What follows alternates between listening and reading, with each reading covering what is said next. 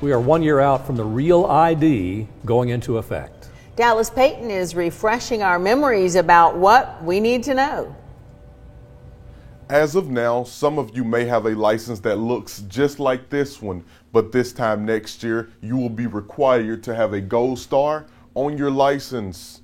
The star could also be black. It indicates that you have a real ID. You will need a real ID to do certain things around the U.S. if you don't have a passport or another form of acceptable identification. Come May 3rd, 2023, if you enter a nuclear power plant, if you try to access a military base, or if you try to fly commercially within the United States, you will need a real ID or other acceptable forms of identification. Wes Moster with the Tennessee Department of Safety and Homeland Security says people will not need a real ID for driving, voting, purchasing products, or for anything else that requires you to show your identification. If you are looking to get a real ID, you will need to have certain documents before showing up at a driver service center.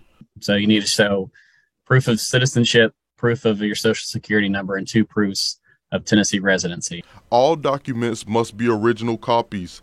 Moster says it's best to make an appointment and upload your documents ahead of time to speed up the process. So right now, if it's not within your renewal period, it'll cost you $8 to $12, depending if you got a duplicate license before.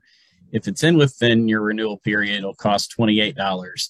If you have a CDL, I believe it's a little bit more. Since Real ID started being issued back in 2019, 2 million Tennesseans have chosen to get one.